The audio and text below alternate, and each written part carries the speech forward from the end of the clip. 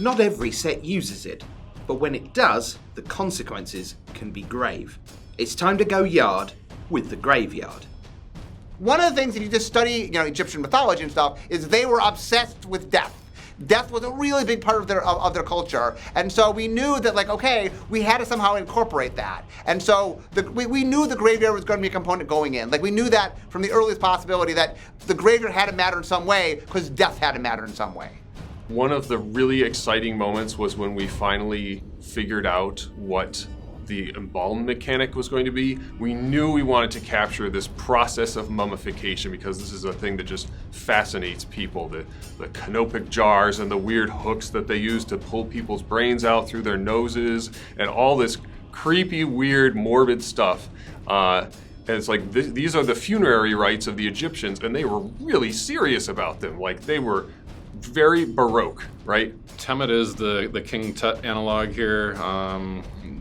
That's where we're calling back to. He's supposed to be a centerpiece to an embalm deck. He's helping give your embalm tokens a way to get through in the late game.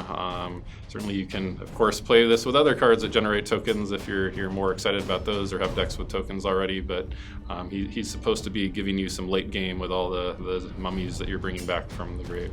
Heartpiercer Manticore is a card I love, mainly because I like to imagine two of them together, where one of them throws the other one at your opponent, and then the second one comes back and throws the first one at your opponent, and then the first one comes back and throws the zombie version of the second one at your opponent again.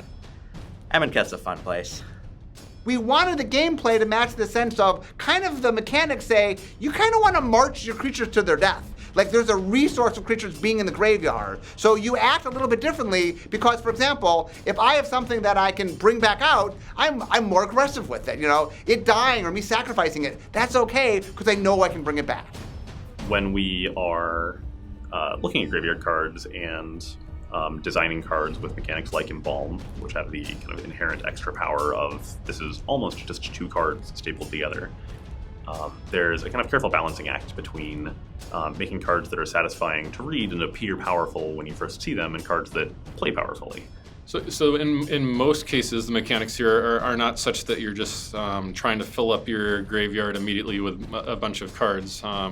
More so, it's we're hoping, and there will be exceptions, of course, but that you'll naturally play your cards.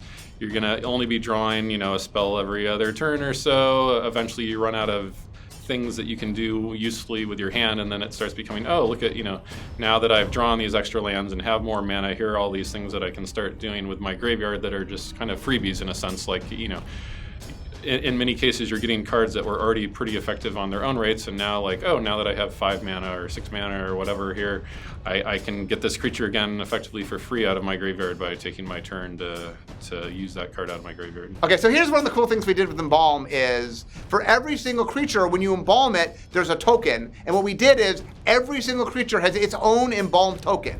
So we did parallel art for every single embalm creature. So when you get your embalm creatures, you can go find the matching thing, and when you embalm it, you can get the actual art that matches, that's embalmed of your creature. And then the art team did a cool thing where all the different creatures have a different sort of shape to them so that they look really cool when you embalm them.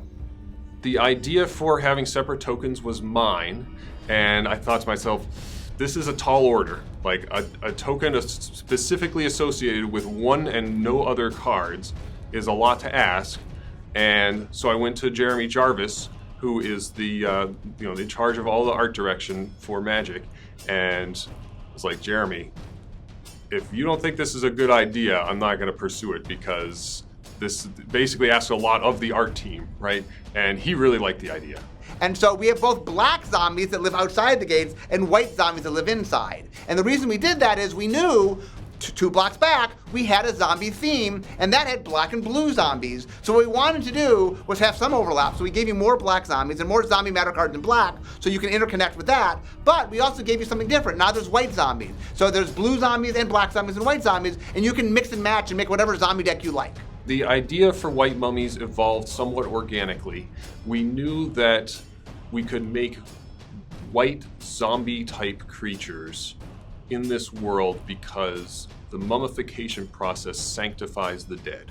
So the idea of the sanctified dead was sort of the genesis of this idea. And then as the world building evolved for Amonkhet, we wanted to have a sort of creepy sense of unease that why is everything so nice here, but there's something going on under the surface. So we had these very neatly wrapped mummies serving fruit bowls and whatever, but underneath, of course, it's all corruption. They are the undead, and something evil is afoot.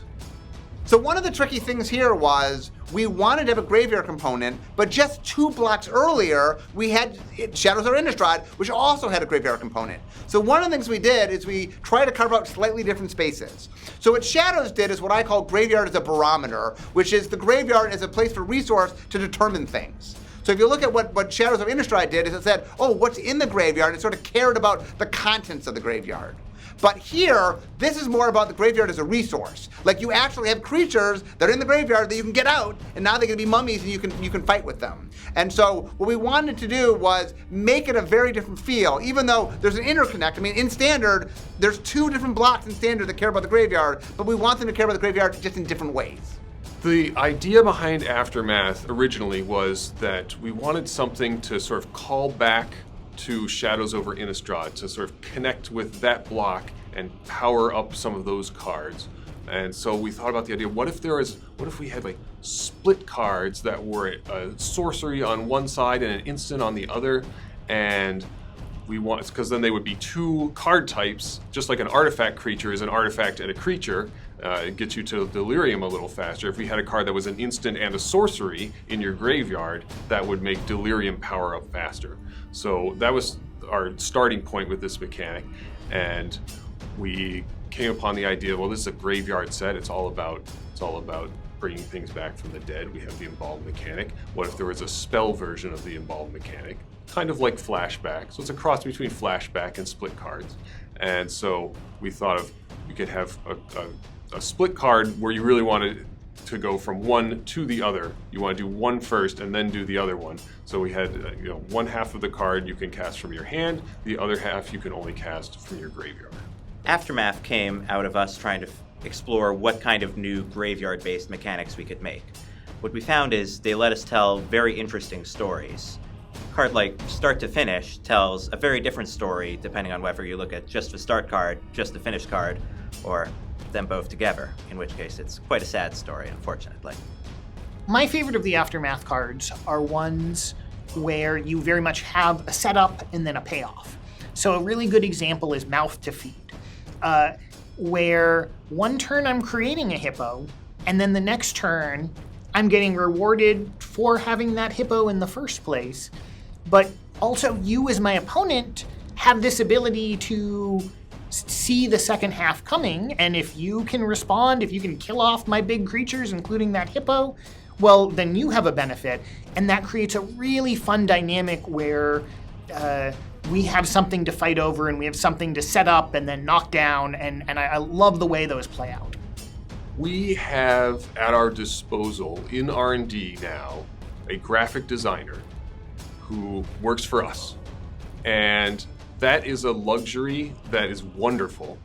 It enables us to do things with Magic cards that we've never been able to do before, and it enables us to communicate with our players in a much more intuitive way, where they can just glance at a thing and immediately know something about it before they've perceived what the art is, before they've read a single word on the card. They know something about that card, and that is tremendously powerful. Liz Leo really knocked it out of the park with the Aftermath frames. This was a huge challenge. I was involved in my own way, trying to make sure it all came off, and she really knocked it out of the park with a radical solution, I think. One of the big things walking in, like when Sean and I sat down and talked about what exactly does an Egyptian set have to have, and we knew the idea that death had to matter, that I really was the whole time focused on, does death matter enough? Is death ever present here? Or do we have the sense of death really, really matters? And the neat things, I remember watching the slideshow and seeing all the cards, after I know they're in print and they're done, is saying, you know what? Yeah, we did it. Death matters.